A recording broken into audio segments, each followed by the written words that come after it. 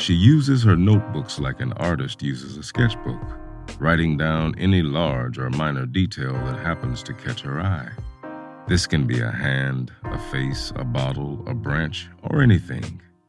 Sometimes she draws in her notebook if there isn't enough time to write, trying to capture the essence of whatever object fascinated her so that when the time is ripe for writing, it could be revisited. These details begin their life as disjointed bits and pieces, but over time, many of them find their way into one of her books, where they bloom and connect with other seemingly disjointed pieces. Donna Tartt reached popularity with her debut novel seemingly overnight. But what few knew at the time was that this overnight success had been 10 years in the making. 20 years later, she released her much-anticipated third novel, The Goldfinch. The Goldfinch is named after one of the few surviving paintings by Rembrandt's most promising pupil, Karel Fabritius. Nearly all of Fabritius's works were destroyed in the Delft explosion of 1654, which also took his life. The painting in question would serve to be one of many elements to inspire one of Donna Tartt's most famous works. Welcome to House of Words, a podcast about writers, authors, and paintings. I am your host, Jason Nemore Harden, and today we're exploring Donna Tartt's third novel, The Goldfinch.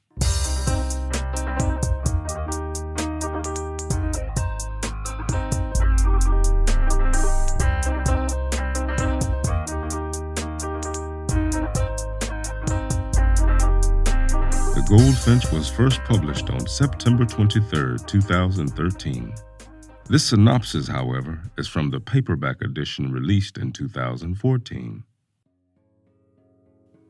Age 13, Theo Decker, son of a devoted mother and an absent father, miraculously survives a catastrophe that otherwise tears his life apart.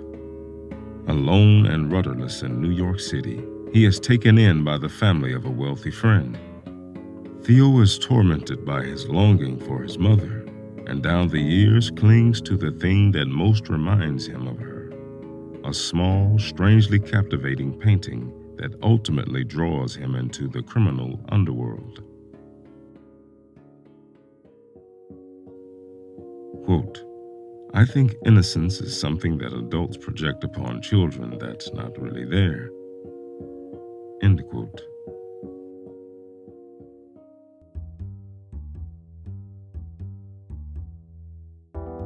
Donna Louise Tartt was born on December 23, 1963 in Greenwood, Mississippi, located in the esteemed Mississippi Delta.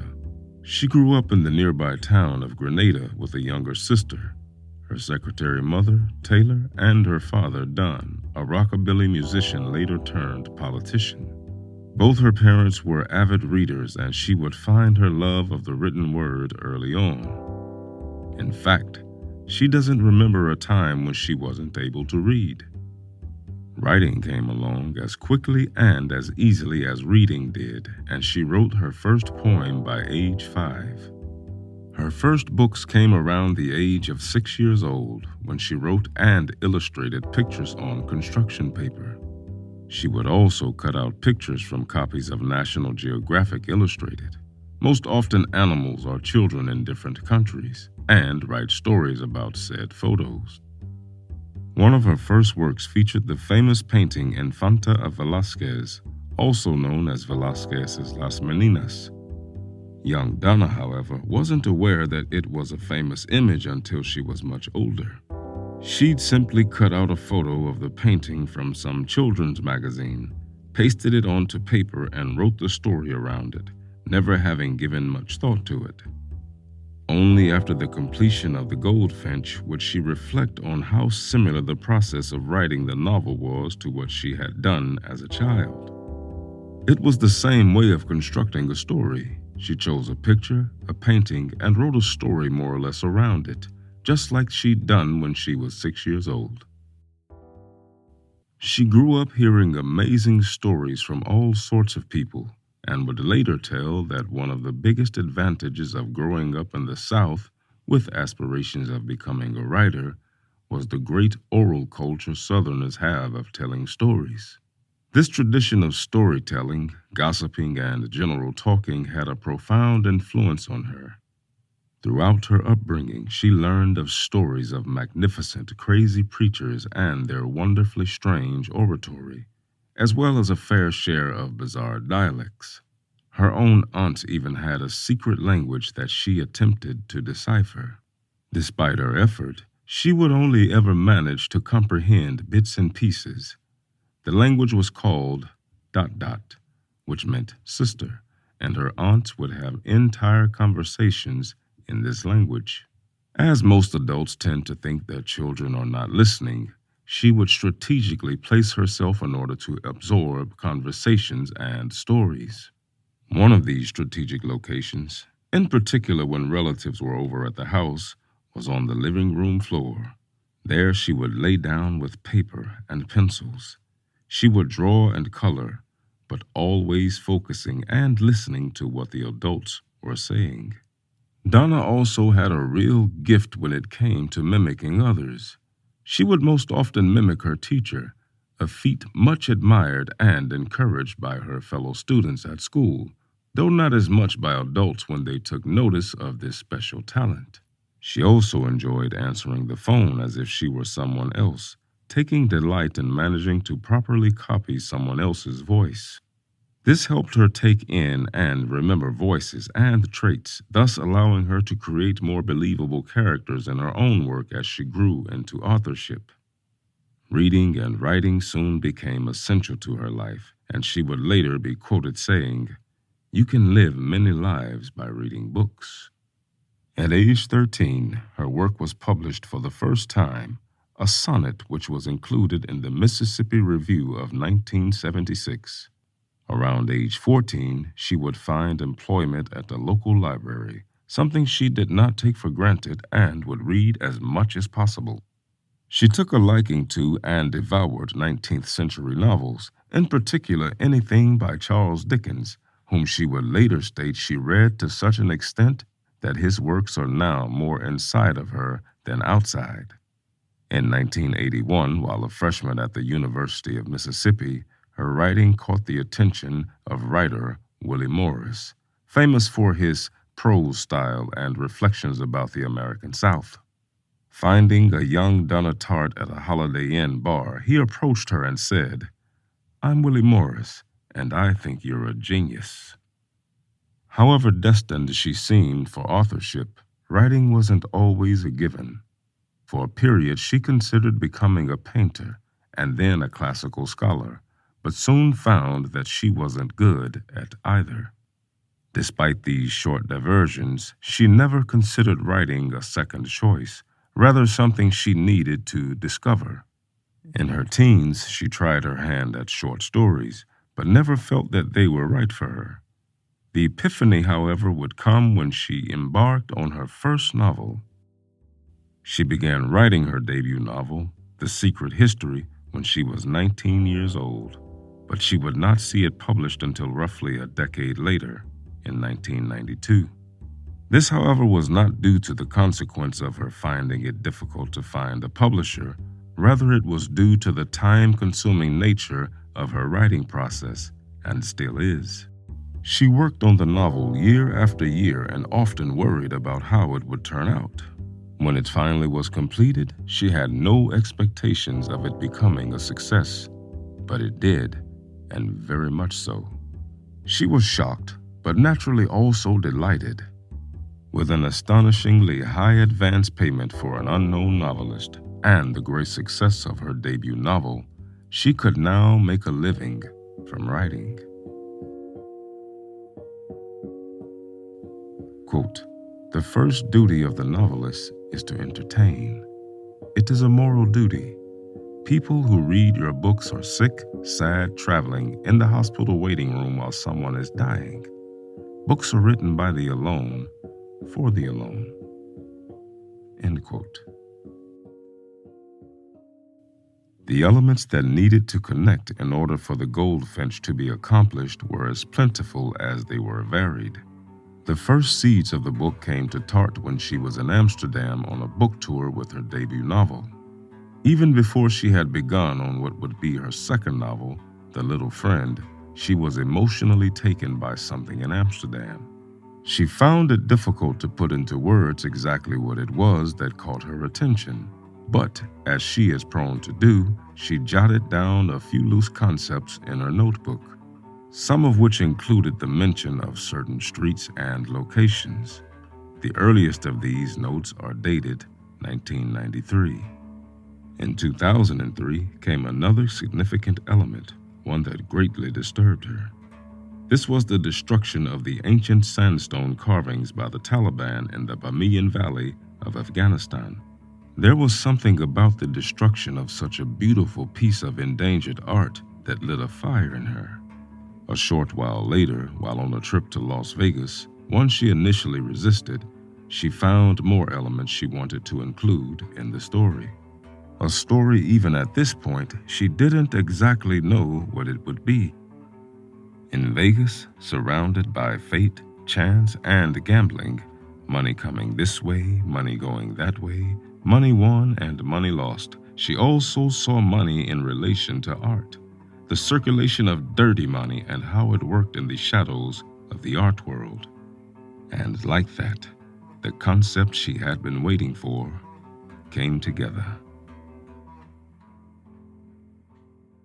When she began writing The Goldfinch, there was a good while when she didn't know exactly what she was writing on, what kind of story it would be.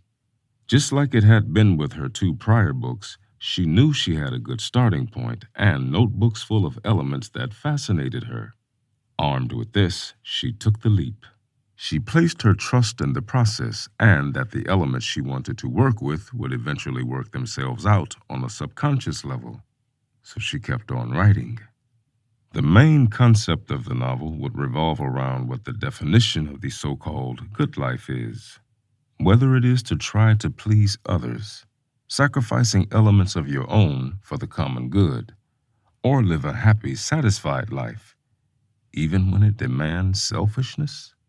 Is the good life being beautiful, being a good public citizen, being loyal to family, being loyal to work?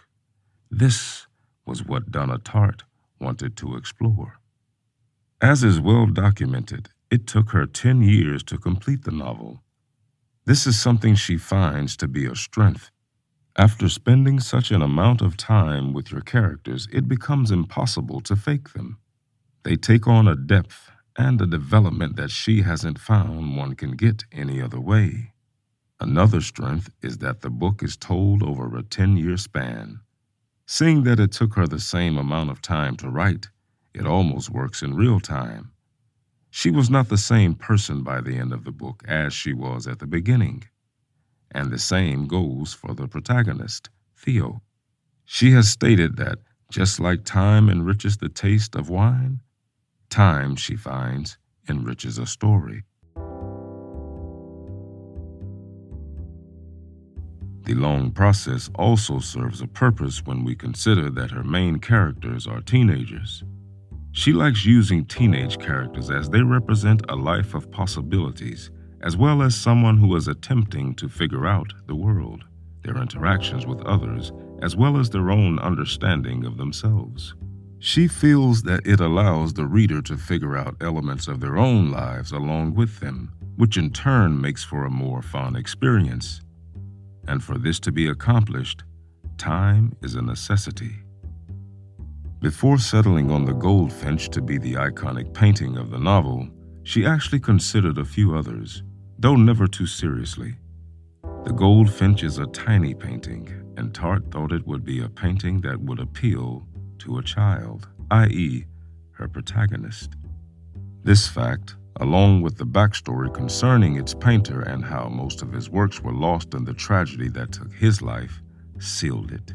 It had to be precisely that painting.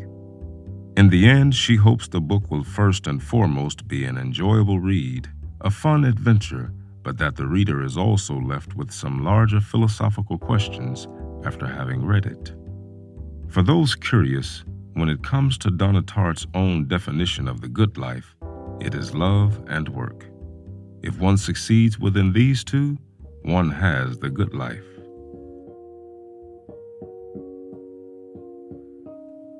Quote, "It's hard to find that readerly experience as an adult where you disappear inside a book, and the book becomes your whole world, and you don't hear your mother calling, and you're just galloping through the pages. And to really be somewhere else, to have an alternate life, and somehow for me that writing about young people is often the spark, or has been in the past, because it goes back to my childhood reading." End quote. Donna Tartt does not shy away from the fact that writing is as much an escape for her as she hopes it will be for her reader. It is escapism in what could be defined as the most productive of ways. What she is searching for, and in turn hopes to provide to the reader, as mentioned in her quote, is the journey she experienced as a child. That galloping, gleeful excitement that comes from not knowing what will happen next. She doesn't want her books to be predictable, which encourages her to try to surprise herself. She feels that if there are no surprises for the writer, there will be no surprises for the reader either. In contrast to many other writers, including writers we have covered on previous episodes, such as Stephen King and Joyce Carol Oates, who have a reputation for writing speedily and amassing great quantities of books, she has found that she doesn't like writing fast. Although this is not without having tried it out. She once set a goal to complete a book in the span of a year, but she quickly found that she did not enjoy the process.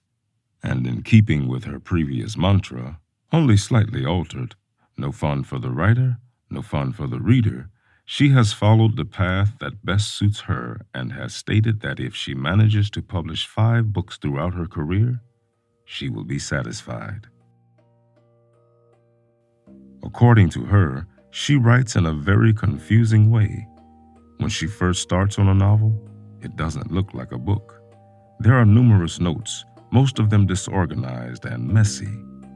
These are the notes that she hopes her subconscious is able to link together into a cohesive story somewhere along the line. It's very much instinctual. It's a feeling that lets her know that she's onto something and that the story works. Even if she doesn't understand it yet, it's a leap of faith and based on the blind trust of her subconscious, and it has yet to disappoint her. Being as her writing process is a lengthy one, she has a designated first reader to critique and help her along. Like with most writers, there are times when hesitation and doubt show more strength than its counterpoints. The feedback from her designated reader is vital as she needs to know what works and what doesn't, and to help her keep going. What she looks for in her work is what she refers to as density and speed. What this entails is the desire to convey all the necessary information needed in order to make the story feel real, but at the same time keep the piece moving along at a rapid pace. The density is the information provided, the details of characters, the tone of people's voices, the intricacies and details of the painting. The speed is how smoothly this information can be conveyed to the reader, hopefully making it feel like it moves along rapidly, thus becoming a quote-unquote page-turner. Quite a bit of the time throughout the 10 years of writing her novels is consumed by editing and trying and failure. For instance, she once spent 8 months on a section of the Goldfinch before reaching the conclusion that it did not work. She would go on to remove the entire section. However, she doesn't see it as a waste of time, as those 8 months gave her great insight into the characters, insight she needed in order to figure out other elements of the story that had up until then been inconclusive. Donna Tartt writes anywhere, on a bus, a cafe table, in the park, in the library. When she is in writing mode, she doesn't like to go out and meet people. Neither does she like going out at night, and furthermore, finds that sometimes a social engagement in the evening wrecks her day of writing. She has a need to know that if the writing is going well, there isn't some engagement that will force her to stop in the middle of the momentum. Because of this, she keeps her schedule as busy with writing as possible. If struggling to find inspiration, she goes for a walk. When in New York, for instance, the inspiration for a character or a location is easily found as most street corners offer a caricature or an iconic location to help loosen up her creativity. For this reason, she finds New York to be a great place to write. Though there are difficult and hard writing days, she states that there is nothing quite like it when the writing is going smoothly, adding that the writer's life has lived up to her wildest dreams and has become something bigger and better than she ever expected. She finds the most satisfying aspect of her life is to be able to daydream all day and is happier than she ever thought she would be. Here's a fun fact about the author. If she is bored, for instance, at the doctor's office, she'll recite the William Butler Yeats poem, Selling to Byzantium, to herself. In an interview from 2014, she proved that she could, in fact, recite it by heart. The Goldfinch was very well received by both critics and readers, both in the U.S. and Europe. Stephen King was one of the more famous writers who gave his praise, referring to Donna Tartt's novel as a smartly written literary novel that connects with the heart as well as the mind.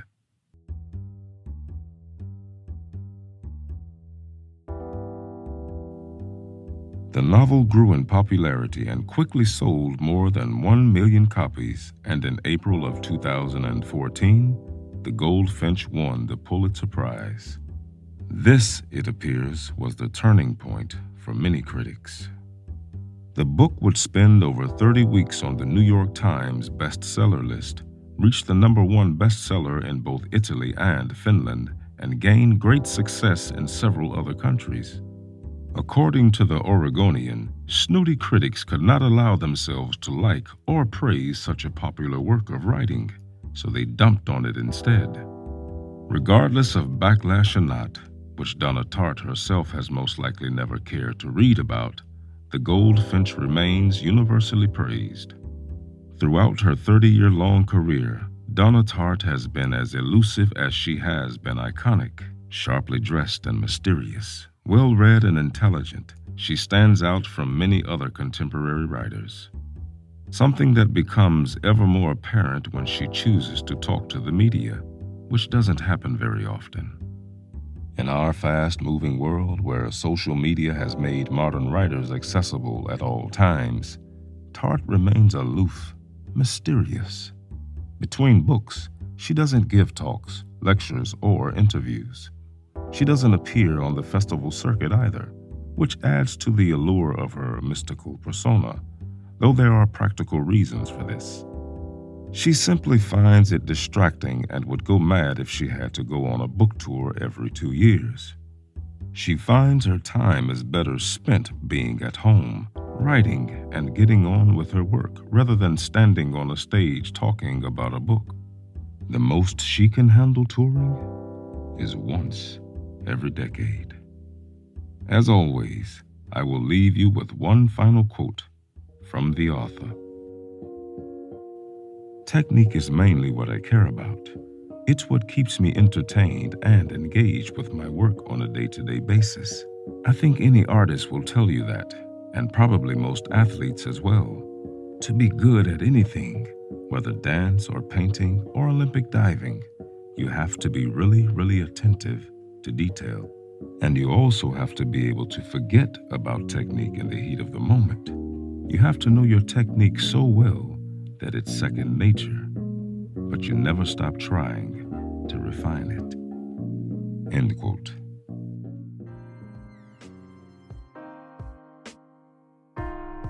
Thank you for listening. I hope you enjoyed this episode and will spread the word about the podcast. Once again, I have been your host, Jason Nemore Hardin. I, along with my fellow producers of this podcast, ask that you please consider making this show easier to produce and more frequent by contributing on our Patreon page at www.patreon.com/House of Words. Until next time, keep turning those pages.